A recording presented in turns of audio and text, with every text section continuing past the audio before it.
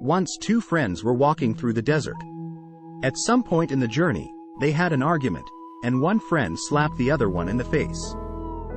The one who got slapped was hurt, but without saying anything, wrote in the sand, "Today my best friend slapped me in the face."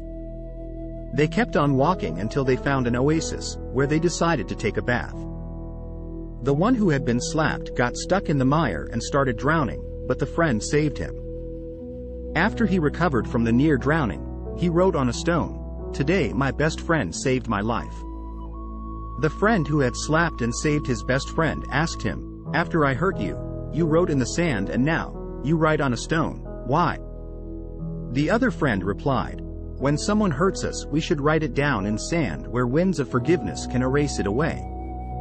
But, when someone does something good for us, we must engrave it in stone where no wind can ever erase it. Learn to write your hurts in the sand and carve your benefits in stone." Here's another episode on sands of forgiveness. In a small coastal village named Sarin, there lived an old man named Kavi. Kavi was known throughout the village for his wisdom, kindness, and his remarkable garden of forgiveness. The garden was unlike any other, filled with soft, white sands that seemed to glitter in the sunlight. Legend had it that Kavi had created this unique garden after a painful incident from his past. Many years ago, there had been a dispute between two families in the village. Harsh words were exchanged, friendships were broken, and the bitterness lingered for years. Kavi, who had witnessed the entire ordeal, was deeply affected by the consequences of unforgiveness. One day, as he was walking along the beach, Kavi stumbled upon a hidden cove with the finest, whitest sand he had ever seen. He felt an overwhelming urge to gather some of this sand and create something beautiful from it.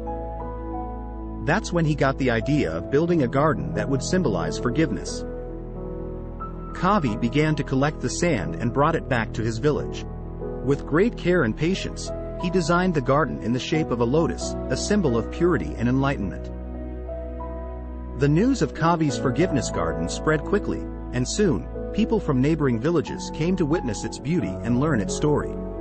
Kavi would welcome them with a warm smile and tell them about the importance of forgiveness in one's life.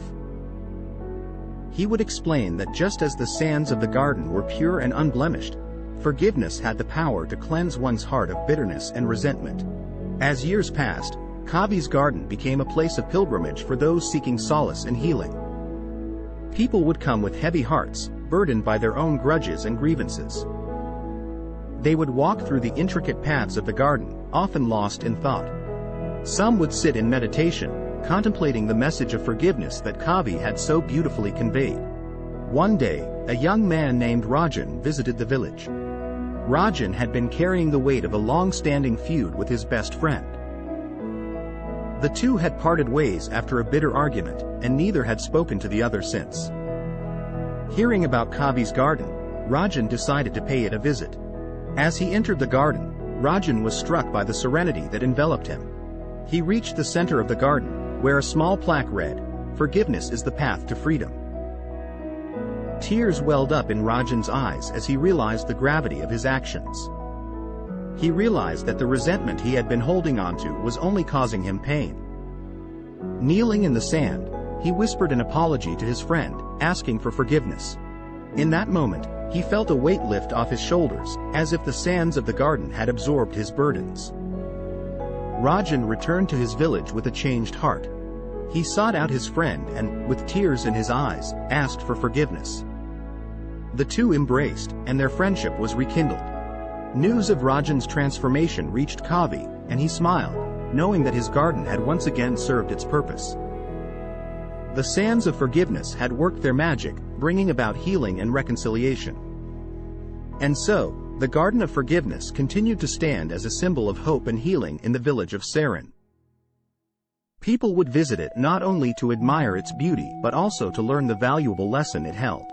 That forgiveness, like the sands, had the power to cleanse and renew the human heart, allowing it to shine as brightly as the sun reflecting off the grains of sand. Thanks for tuning in today. If you enjoyed this video, please hit the like button and subscribe to our channel for more content on living beyond limits.